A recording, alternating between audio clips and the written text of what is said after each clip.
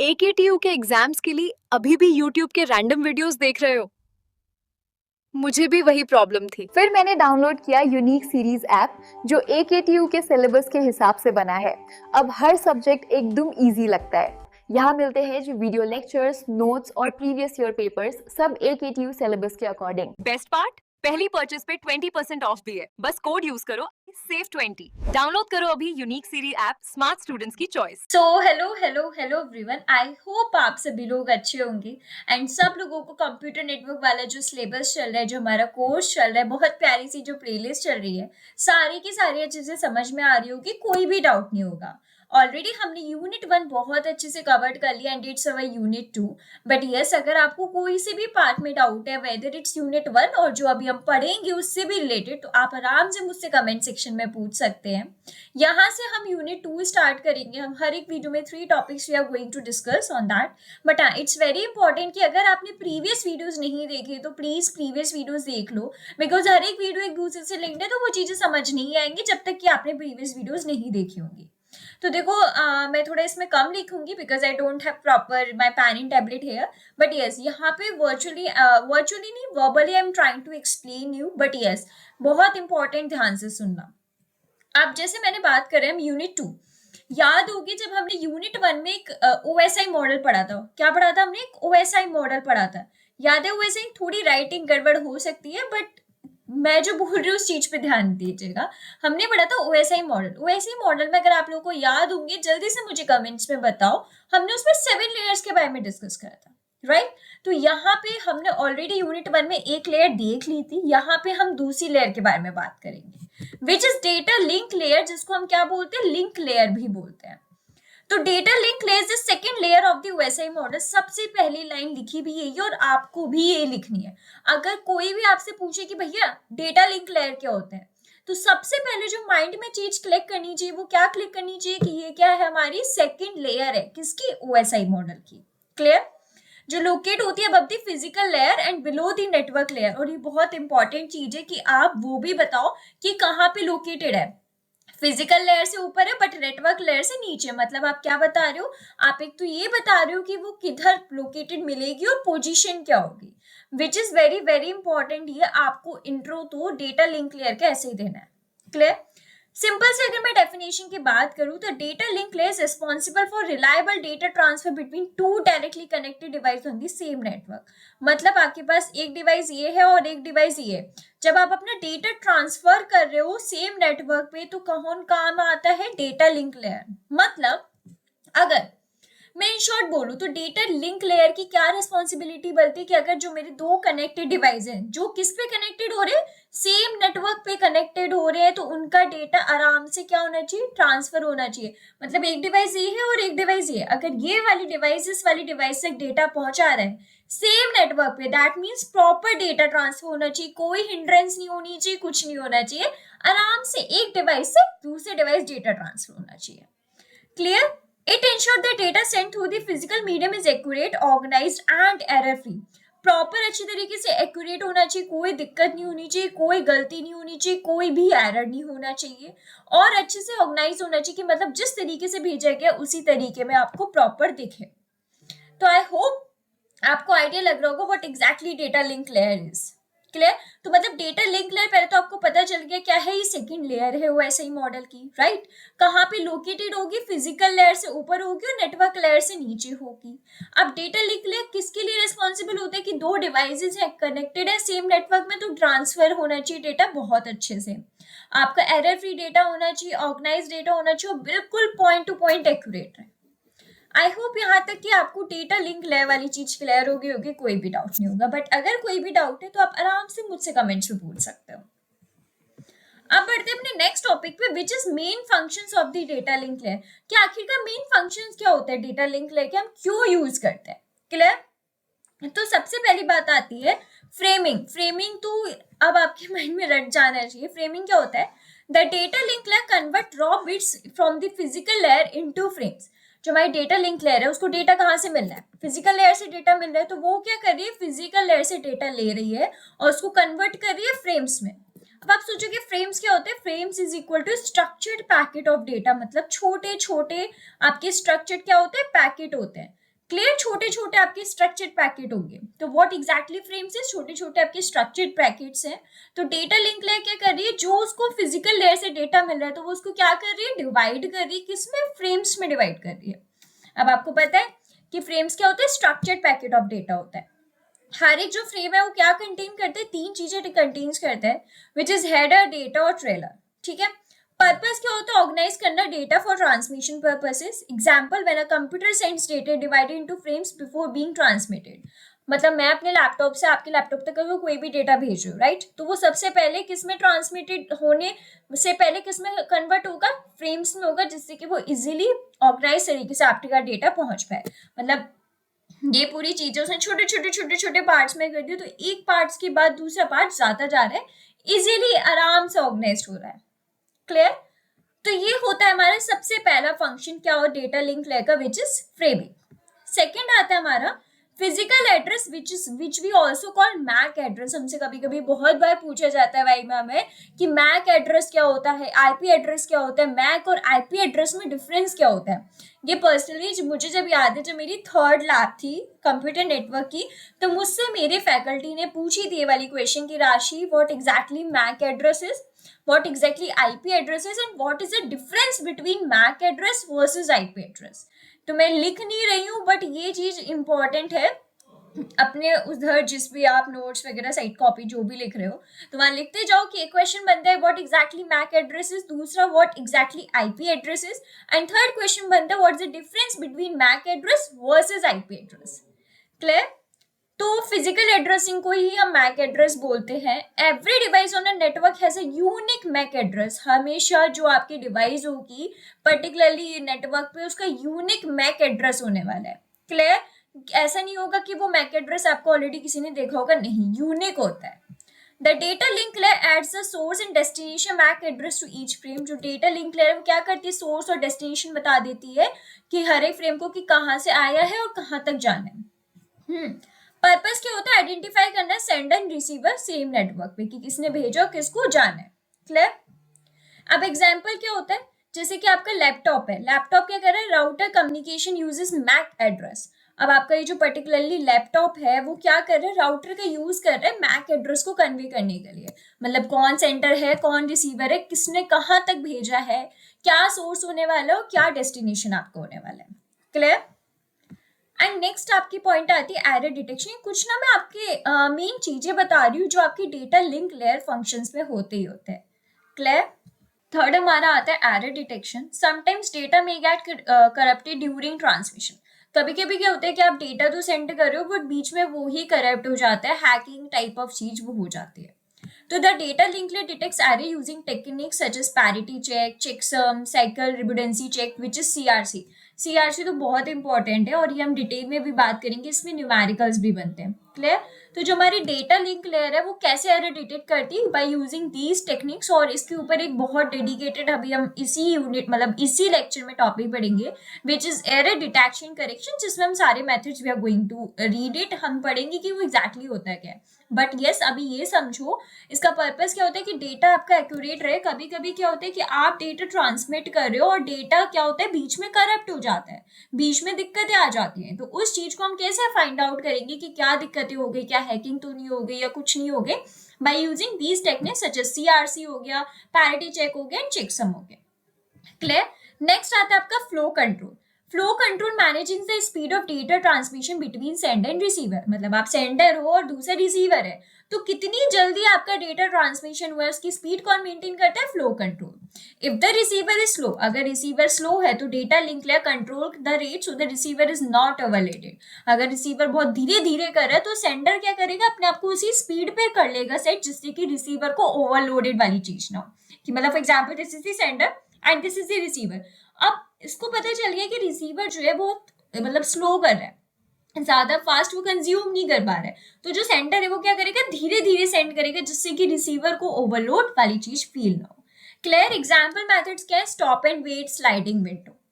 Next आता है access control. When multiple devices share the same communication channel, the data link layer decides which device can transmit data at a particular time. अब बहुत सारी multiple devices को same communication channel ही use कर रहे होते हैं, तो डेटा लिंक लेयर डिसाइड करते हैं कि कौन आगे बढ़ेगा, कौन ये चीज शेयर करेगा, कौन डेटा ट्रांसमिट करेगा। बहुत मतलब फॉर एग्जाम्पल ये एक चीज है, अब आसपास बहुत सारे डिवाइसेस इससे कनेक्टेड है, अब कौन आगे जाएगा, कौन ट्रांसमिट करेगा, तो कौन चीज डिसाइड करते हैं, डेटा लिंक लेयर डिसाइड करते हैं कि कौन वो चीज आगे जाएगा, कौन सबसे ज्यादा ट्रांसमिट करेगा। क्लियर एग्जाम्पल प्रोटोकॉल से आपकी करियर सेंस मल्टीपल एक्सेस, तो ये क्या है, ये कुछ आपके फंक्शंस हैं डेटा लिंक लेयर के जो यूज होते हैं, तो विच इज वेरी इंपॉर्टेंट। अगर आप एक बार गो थ्रू करोगे तो चीज बहुत आसानी से समझ में आ जाएगी, कोई इतनी बड़ी दिक्कत वाली बात नहीं है। क्लियर, आगे बढ़ते हैं, विच इज सब layers of the data link layer. Data link layer के अंदर भी कुछ लेयर्स होती है जिसको हम क्या बोलते हैं, सब लेयर्स होते हैं, तो उनको अब पढ़ते हैं। तो डेटा लिंक लेयर जो होती है डिवाइडेड होती है आपकी दो सब लेयर्स में। फर्स्ट होती है लॉजिकल लिंक कंट्रोल, सेकंड होती है आपकी मीडिया एक्सेस कंट्रोल। तो लॉजिकल लिंक कंट्रोल किस चीज के लिए रिस्पॉन्सिबल होती है, फ्लो के कंट्रोल के लिए, एरर कंट्रोल के लिए, communication between network layer and MAC layer. और मीडिया एक्सेस कंट्रोल किस चीज के लिए रिस्पॉन्सिबल होती है, मैक एड्रेसिंग हो गया, controlling access to the transmission medium, कि जो मैक की एड्रेसिंग और जो आप ट्रांसमिशन मीडियम जिसको ट्रांसलेट कर रहे हो उसके एक्सेस को कंट्रोल करना। देखो बहुत बेसिक टर्मिनोलॉजी यूज हुई है, बहुत पढ़ के मैंने इस लेक्चर्स को डिजाइन इस तरीके से पीपीटी को करा है कि बहुत सिंपल लैंग्वेज में रखती हूँ, बहुत लेमन लैंग्वेज में रखती हूँ, जिससे जब आप खुद गो थ्रू करोगे ना वो चीज तो बहुत आसानी से क्लियर हो जाएगी। क्लियर, नेक्स्ट करते हैं devices that work at the data link layer. कौन कौन सी डिवाइसेस है जो काम करती है डेटा लिंक लेयर में। बट यस, अगर कोई भी चीज फिर भी समझ नहीं आ रही है तो आप आराम से मुझसे कमेंट्स में पूछ सकते हो, and I will definitely make sure कि ये चीज मैं आपको बहुत अच्छे से समझाऊं। क्लियर, तो हमारे कॉमन नेटवर्किंग डिवाइस कौन से हैं, नेटवर्क स्विच हो गया, नेटवर्क ब्रिज हो गया। These devices forward frames based on MAC address. जो हम फ्रेम्स बनाते हैं डेटा लिंक लेयर पे, जो हमें फिजिकल लेयर से डेटा आता है, तो जिससे कि हम किस पे बेस्ड होते हैं, मैक एड्रेस में, बिकॉज हर एक डिवाइस का यूनिक क्या होता है, मैक एड्रेस होता है। समझ में आ रही, सारी चीजें एक दूसरे से लिंक्ड है, तो इसलिए मैंने कहा था कि हर चीजें हमें बहुत आराम से समझ के पढ़नी पड़ेंगी। क्लियर, अब इसके एग्जांपल्स क्या है, कुछ प्रोटोकॉल्स हैं जैसे ईथरनेट हो गया, पॉइंट टू पॉइंट प्रोटोकॉल हो गया, high level data link control हो गया। देखो यहाँ पे ना कुछ नेम्स आपको याद करने पड़ेंगे, वो नेम्स क्या है, लाइक दिस, गैप समझ रहे हो, ये जो प्रोटोकॉल्स बताए याद करने पड़ेंगे। नेक्स्ट आता है एडवांटेजेस क्या है डेटा लिंक लेके, रिड्यूसेस करते हैं ट्रांसमिशन एरर। जब हम डेटा ट्रांसफर कर रहे होते हैं तो कुछ एरर आने के चांसेस होते हैं, तो उसको क्या करते हैं, कम करता है basically. Provides reliable communication, make sure करते हैं कि जो सेंडर रिसीवर है उसके बीच में क्या हो, प्रॉपर कम्युनिकेशन हो, कोई दिक्कत ना हो। ऑर्गेनाइज करते हैं डेटा को फ्रेम्स में, मैनेज करते हैं communication between devices. So these are the some of the advantages which data link layer gives over the physical layer. Clear, तो पूछा जा सकता है question, what are the advantages data link layer give over the physical layer. Clear, तो ये वाली चीज है। बट हाँ, इस चीज के ऊपर मैं जब हमारी पूरी 5 यूनिट्स कंप्लीट हो जाएंगे ना, तो we will also make a dedicately question and answer video, so that you guys can understand कि इस टाइप के क्वेश्चन हमसे पूछे जा सकते हैं। क्लियर, अब फ्रेमिंग की तो बात करिए, बट हम थोड़ा सा और डिटेल में बात करेंगे कि what exactly framing is. Framing क्या होता है, प्रोसेस होता है डेटा लिंक लेयर में where continuous stream of bits divided into smaller manageable units called frames. जो हमारे पास कंटिन्यूअस स्ट्रीम ऑफ बिट्स आ रही होती है विच इज फिजिकल लेयर। हमें याद होगा फिजिकल लेयर में डेटा किस फॉर्म में आता है, 0 या 1। तो जो बहुत सारी बिट्स आ रही है वो किस में डिवाइड हो जाती है, छोटे छोटे छोटे छोटे यूनिट्स में, जिसको हम क्या बोलते हैं, फ्रेम्स। याद है, फिजिकल लेयर के बाद ही डेटा लिंक लेयर आता है, फिजिकल लेयर में ही डेटा होता है, और डेटा किस फॉर्म में स्टोर्ड होते हैं, in the form of 0 and 1 which we also call bits. तो बिट्स हमारी डिवाइडेड होती है छोटे छोटे छोटे छोटे पैकेट्स में, जिसको हम क्या बोलते हैं, फ्रेम्स। क्लियर, अब बात करते हैं कि हमें फ्रेमिंग की क्यों नीड पड़ी। When data comes from the physical layer, it's just a continuous stream of bits. मैंने बताया ना, जो डेटा हमारा फिजिकल लेयर से आते हैं वो क्या होते हैं, in the form of bits होते हैं विच इज 0 and 1। तो विदाउट फ्रेमिंग क्या हो रहा था, the receiver can not identify where the data starts and end, errors can not be detected properly, sender receiver can not be identified. But after using framing क्या हो गया कि data organise हो गया, बाउंड्रीज डिफाइन हो गई कि कहाँ से स्टार्टिंग है, कहाँ से एंडिंग पॉइंट है, और इंश्योर हो गया एक्यूरेट कम्युनिकेशन। तो ये तो बहुत बेसिक है कि क्यों जरूरत पड़ी, समझ में आ गई चीज। क्लियर, अब बात करते हैं कि फ्रेम होता क्या है। याद होगा जब अभी हम फंक्शंस पढ़ रहे थे तो हमने पढ़ा था कि 3 उसमें मेन हेड वो होते हैं आपकी, कि हेडर होता है, डेटा होता है, ट्रेलर होता है, मतलब पढ़ा था ना स्ट्रक्चर। तो उसी को थोड़ा सा और अच्छे से पढ़ते हैं कि होता है क्या एग्जैक्टली। फ्रेम क्या, frame is a structured block of data, मतलब आपके पास एक स्ट्रक्चर्ड ब्लॉक ऑफ डेटा है विच इज फ्रेम। अब फ्रेम के अंदर क्या क्या चीजें होती है, इसी के अंदर 3 ब्लॉक्स होंगे विच is header, data and trailer. अब हेडर क्या करता है, contain source and destination header, की मतलब कहाँ से सोर्स आया है और कहाँ तक जाने, तो कौन कंटेन करेगा, which is header. Second data which we call payload, क्या कंटेन करता है, एक्चुअल मैसेज जो ट्रांसफर होना है। ट्रेलर क्या करता है, कंटेन्स एरर डिटेक्शन बिट्स, की मतलब अगर कोई एरर आ रहा है तो उसको डिटेक्ट कर पाए। तो हमारे फ्रेम में 3 होती है, पहले आपका आता है हेडर जो सोर्स एंड डेस्टिनेशन पार्ट बताता है, देन डेटा आता है जिसमें एक्चुअल मैसेज होता है, देन आपका ट्रेलर आता है which tells contains error detection techniques, की कोई एरर तो नहीं आया है, कुछ भी नहीं है। अब फंक्शंस क्या होते हैं फ्रेमिंग के, organize data into a manageable units, define start and ending of data, helps in error detection, identify sender and receiver, जो बेसिकली होते हैं फंक्शंस जो हमने पढ़े थे कि हम फ्रेमिंग क्यों यूज करें, वही आपकी क्या है, फंक्शंस है। तो बहुत इजी है, कुछ भी टफ नहीं है, बहुत बहुत मजेदार होने वाला है। हालांकि अभी लग सकते हैं कि आप लग रहे हो दीदी सिर्फ और सिर्फ मतलब पढ़ रही है पीडीएफ। देखो ये पीडीएफ डिजाइन उस तरीके से हुई है कि जिसको आपको लगे कि आप कहानी पढ़ रहे हो, ठीक है। तो कोई भी दिक्कत हो, again I am saying feel free to ask me. अब हम पढ़ते हैं कि टाइप्स क्या होते हैं फ्रेमिंग के। पहले आता है आपका फिक्स साइज फ्रेमिंग, मतलब all frames have the same size, simple but may waste space. सब फ्रेम्स का क्या होता है, सेम साइज होता है, सिंपल होते हैं, बट हाँ अब सबका सेम है तो किसी को क्या है कि कम बिट्स ट्रांसफर हो रहे हैं, तो उससे क्या हो रहा है, किसी में स्पेस बच भी रहा होगा तो वो वेस्ट भी हो रहा है। सेकेंड आता है variable size framing, which is frame have a different size, require methods to identify boundaries, मतलब उनके अलग अलग साइज होते हैं बट उनको मेथड्स की जरूरत पड़ती है जिससे उनको बाउंड्रीज पता चल पाए कि कहाँ से स्टार्ट हो रहा है और कहाँ तक एंड हो रहा है। क्यों, क्योंकि इनके फ्रेम्स के क्या है, अपने अपने डिफरेंट साइजेस हैं। क्लियर। अब हमारे कुछ फ्रेमिंग टेक्निक्स भी आती हैं जिसमें सबसे पहले आते हैं कैरेक्टर काउंट मेथड, मतलब header contains a number of characters in the frame. जो इसमें आपका स्ट्रक्चर था, जो पहला पार्ट था विच इज हेडर, तो वो हेडर क्या कंटेन करते हैं कि कितने नंबर ऑफ कैरेक्टर्स होने वाले फ्रेम में। For example my name is Rashi, then how many characters are there, 5 characters are there. तो फ्रेम के हेडर में ये चीज गिवन होगी कि इसमें कितने कैरेक्टर्स है, 5 है। तो कैरेक्टर काउंट मेथड हमारा ये करता है। क्लियर। सेकेंड आता है आपका byte stuffing, which is special characters are use to mark the start and end of a frame if the same character appears in data and extra byte is added. मतलब क्या होता है, कुछ special characters use होते हैं बताने के लिए कि कहाँ से स्टार्ट हो रहा है और कहाँ पे एंड हो रहा है। अगर सेम कैरेक्टर आपका बार बार अपीयर होता है तो हम उसमें क्या करते हैं कि एक्स्ट्रा बाइट ऐड कर देते हैं। क्लियर।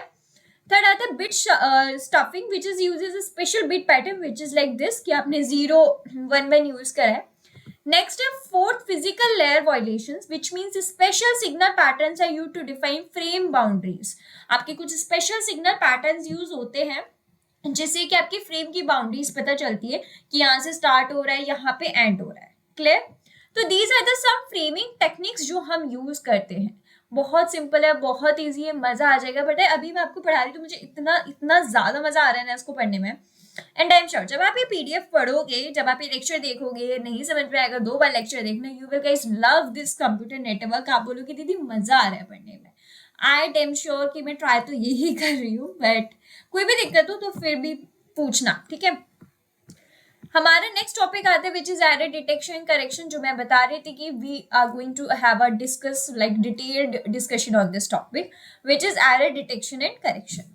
तो सबसे पहले बात करते हैं एरर होता है क्या। सबको पता है एरर क्या होता है, occur when the receive data is different from the send data due to the noise, interference और सिंगल इश्यूज। मतलब जो हमने डेटा सेंड करा था और जो हमें रिसीव हुआ है वो डिफरेंट है। क्यों, बहुत सारे रीजन हो सकते हैं, नॉइज की वजह से हुआ है या सिग्नल इश्यूज की वजह से, तो उसको हम क्या बोलते हैं, एरर बोलते हैं। अब जैसे सेंड करा था 101 और रिसीव्ड हो रहा है 1001, विच मीन्स एरर। अब एरर डिटेक्शन क्या होता है, error detection is a process of identifying whether error has occurred during data transmission. तो पता करना कि आपका जो डेटा ट्रांसमिट हुआ है उसमें एरर है या नहीं। अब एरर करेक्शन क्या हो रहा है, अब जब आपने डिटेक्ट कर लिया तो उसको फिक्स भी तो करना पड़ेगा ना। ऐसा तो नहीं हो सकता ना कि आपने डिटेक्ट कर लिया और now you are guys thinking कि like I have to do the correction और not. No, that's not possible. जब आपने डिटेक्ट कर लिया तो आपको उसको करेक्ट करना पड़ेगा। क्लियर।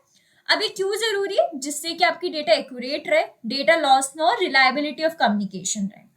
अब हमारे कुछ टाइप्स ऑफ एरर्स भी होते हैं, तो होता है सिंगल बिट एरर, दूसरा होता है burst error. Single bit error क्या करते हैं, सिर्फ एक बिट चेंज होती है। बर्स्ट एरर में क्या होती है, बहुत सारी बिट्स चेंज हो जाती है, बहुत सारे कॉमन है। देखो नाम से समझ में आ रहा है, सिंगल बिट एरर मतलब एक बिट चेंज हुई है, राइट। बर्स्ट एरर मतलब बहुत सारी बिट्स चेंज हुई है। अब जिसका हमें वेट था कि एरे डिटेक्शन टेक्निक्स, अब हमें एरे डिटेक्ट कैसे करेंगे? Parity check which means add one extra bit, can be even parity और ऑड पैरिटी, मतलब आपकी जितनी भी बिट्स है उसमें एक ऐड कर दो, या तो वो क्या होगी इवन होगी या क्या होगी ऑड। जैसे डेटा आपका 1011, आपने एक ऐड कर दी, अब क्या हो गए 5 हो गए, कितने हो गए number of characters 5, which means odd parity हो गई, ठीक है। सेकेंड आता है चेकसम, डेटा को आप डिवाइड कर दो ब्लॉक्स में और ऑल ब्लॉक्स आर रेडी, सारे ब्लॉक्स को ऐड कर दो, result is sent as a checksum, receiver recalculate and compare, सारे ब्लॉक्स को आपने ऐड कर दिया, फिर उसको रिसीवर को भेज दो, रिसीवर क्या करेगा रिकैलकुलेट करेगा, चेक करेगा कि उतना ही है जितना हमें सेंटर ने भेजा था, अगर उतना है तो कोई इशू ही नहीं है। नेक्स्ट आता है cycle redundancy check which we also call CRC, uses the mathematical division, sends remainder sender sends remainder, receiver checks reminder. इसमें क्या होता है बाइनरी डिवीजन होता है, मतलब आपका कुछ भी डिजिट्स होती है तो आपका जैसे 2 या 10 से क्या होता है इसमें आपका डिवाइड लगता है और सेंटर क्या करता है रिमाइंडर सेंड करता है, ठीक है। अब जो रिसीवर होगा वो रिमाइंडर से ही चेक करता है कि सही है कि नहीं, बट ये बहुत ज़्यादा यूज होने वाली टेक्निक है। आपके में अभी इतना ही आया है कि डिटेल में वो चीज़ एक्सप्लेन हो, बट हाँ इसमें ये याद रखो सीआरसी में क्या होता है बाइनरी डिवीजन यूज होता है, क्लियर। अब आपने डिटेक्ट कर ली, कैसे करेक्ट करोगे? तो कुछ टेक्निक्स होती है। फर्स्ट आता है फॉरवर्ड एरर करेक्शन, मतलब sender adds extra redundant bits, receiver can detect and correct errors without retransmission. अब सेंटर होता है कुछ आपको एक्स्ट्रा बिट्स भी भेजता है, तो रिसीवर क्या करेगा उसको चेक करेगा, डिटेक्ट करेगा, फिर उसमें उसको फिक्स कर देगा, जिससे ट्रांसमिशन आपका बिल्कुल खराब ना हो। सेकेंड आता है ऑटोमेटिक रिपीट रिक्वेस्ट, जहां पे अगर एरर डिटेक्ट हुआ तो रिसीवर आस्क करेगा सेंडर से कि आप प्लीज हमें डेटा दोबारा भेज दीजिए। अब इसके भी टाइप्स होते हैं stop and wait ARQ, go back and और सिलेक्टिव रिपीट। ये तो सिर्फ देखो आप लोगों के में ना अभी डिटेल्ड नहीं आई है चीजें, क्योंकि इन डिटेल्ड आपकी फर्दर यूनिट्स में आने वाली है, तो जस्ट आपको ना ऊपर से मैंने आइडिया दिया कि क्या होता है, क्लियर। तो सिर्फ ऊपर से आइडिया लो। तो आप लोगों का ये ऑलमोस्ट हमारा कंप्लीट हो गया आज का लेक्चर, ठीक है। आई होप आपको ना आज का लेक्चर समझ में आया होगा, बहुत मजेदार लेक्चर है। टू बी वेरी ऑनेस्ट मेरे को बहुत ज्यादा मजा आया जिस लेक्चर को पढ़ाते हुए। कोई भी अगर डाउट हो तो प्लीज आप मुझसे कमेंट्स पे पूछना, एक बार फिर से वीडियो को गो थ्रू करना, आगे भी हम और टॉपिक्स कवर करेंगे। अभी सिर्फ मैं उतना ही आपको डिटेल में लेके जा रही हूँ जितना आपको जरूरत है। जब आगे मुझे लगेगा कि भाई डिटेल में अब नीड हो रही है तो I will take you guys over there. Don't be get stress कि मैम ने हमारे ये टॉपिक कवर्ड अप नहीं करा, डोंट वरी। जब मुझे लगेगा कि ये सब रिक्वायरमेंट आ रही है तो वो मैं चीज आपको एक्सप्लेन आउट कर दूंगी, डोंट वरी अबाउट इट, ठीक है। मुझे बताना कमेंट्स में लेक्चर कैसा लगा कैसा नहीं लगा, मजे आ रहे हैं कि नहीं आ रहे, और इसी के साथ बैठना है कि नेक्स्ट लेक्चर और भी ज्यादा इंटरेस्टिंग होने वाला है। तो मिलते हैं हम अपने नेक्स्ट लेक्चर में, चलते हैं। Keep learning and keep exploring. रुको ज़रा, अगर आपको ये सीरीज़ पसंद आ रही है तो जल्दी से जाइए यूनिक सीरीज़ का ऐप डाउनलोड करिए, लिंक आपको डिस्क्रिप्शन में मिल जाएगा। वहाँ पे आपको हर एक टॉपिक वाइज की डिटेल वीडियोस मिलनी है, प्लस PDF नोट्स भी मिलने हैं। तो वेट किस चीज़ का कर रहे हो, जल्दी से जाओ वहाँ पे जाके अपने डाउनलोड करो app. And yes one more thing, इस वीडियो को लाइक भी करना अगर अच्छी लग रही है, हिट करो, सब्सक्राइब करो चैनल को, एंड मेक श्योर आप ऐप डाउनलोड कर लो।